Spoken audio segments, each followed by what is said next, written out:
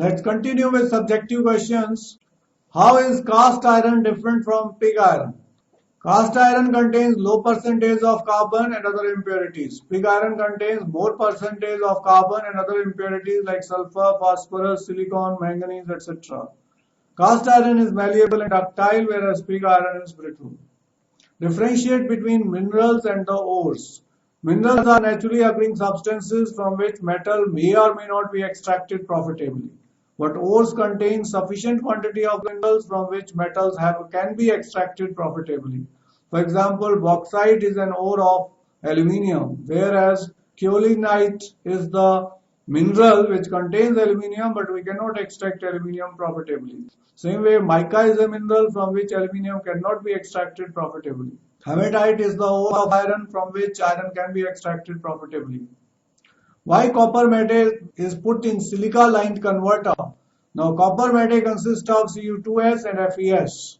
So, FeS will be oxidized to FeO, which is basic in nature. It will react with silica to form iron silicate, and it can be removed easily in the form of slag. The ore containing iron oxide as impurity reacts with silica to form iron silicate, which is removed as a slag.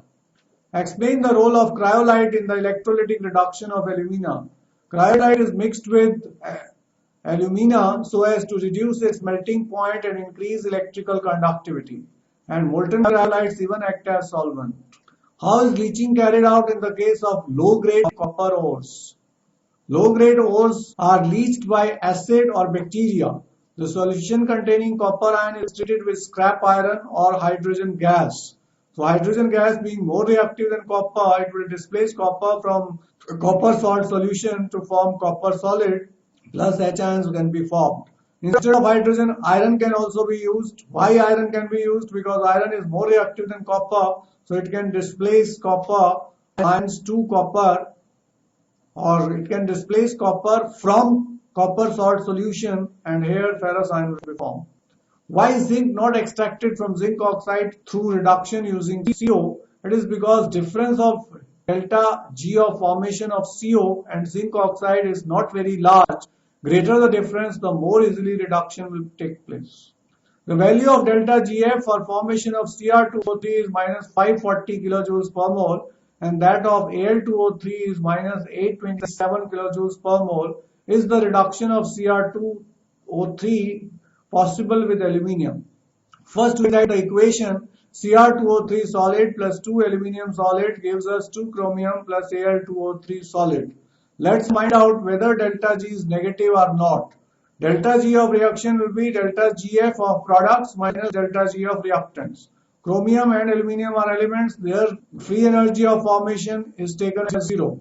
So for Al2O3, value is minus 827. And Cr2O3 value is minus 540, so minus 827 minus 540, the net result comes out to be minus 287 kilojoules per mole. So since this reaction delta G is negative, therefore it is possible to reduce Cr2O3 with aluminium. That's the way how to solve such questions. Out of carbon and carbon monoxide, which is better reducing agent for zinc oxide? Correct answer is carbon.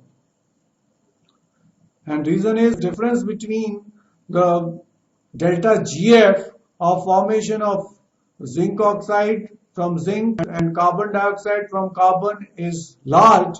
Therefore, carbon is suitable reducing agent from zinc oxide. The choice of reducing agent in a particular case depends upon thermodynamic factor. How far do you agree with this statement? Support your opinion with 2 examples. Yes, choice of reducing agent depends upon the value of delta GF at a particular temperature. If delta GF is negative, process will take place at that temperature, otherwise not. If the value of delta G standard has a large negative value, then reduction will take place very easily. And if delta GF has positive value, then reduction will not take place at that temperature. Name the processes from which chlorine is obtained as a byproduct. What will happen if aqueous solution of NaCl is subjected to electrolysis? Chlorine is obtained as a byproduct in manufacture of caustic soda, NaOH, by Kastner-Kellner cell, and in the manufacture of sodium metal by Down cell, and also during extraction of metals like sodium, potassium, magnesium, calcium from their chloride ores, chlorine is obtained as a byproduct. Electrolysis of aqueous NaCl will give sodium ion and chloride ion. Water will give you H ions and OH ion.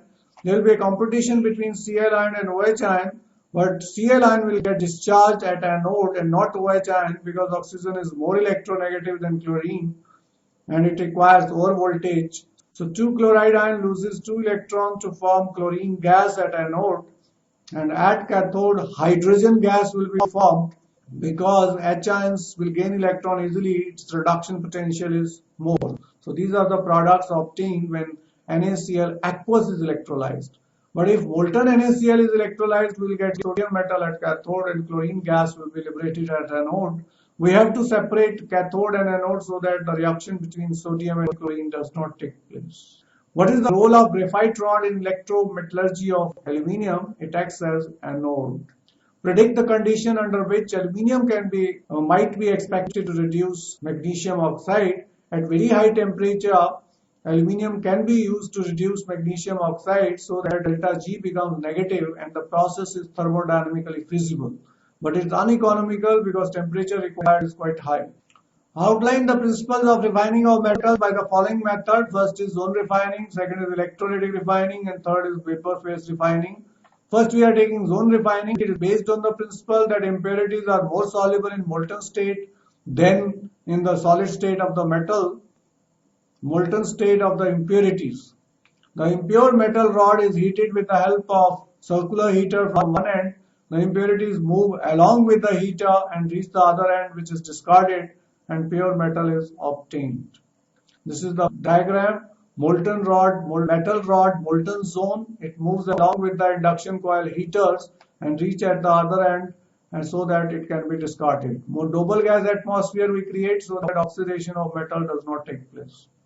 In electrolytic refining, impure metal is taken as anode, whereas pure metal is taken as cathode. Soluble salt of metal is taken as electrolyte. When electric current is passed, impure metal changes into ions which get attracted towards cathode and changes into pure metal. This is the basic principle of electrolytic refining. Zinc, aluminium, copper, gold, silver can be refined by electrolytic refining. Vapor phase refining. In this process, impure metal is reacted with suitable reagent so as to form a volatile compound. And this volatile compound gets decomposed at higher temperature to give pure metal. And this reagent is selected such which reacts only with metal and not with the impurities. This is the basic principle of vapor phase refining. Nickel, titanium, zirconium are purified by this method.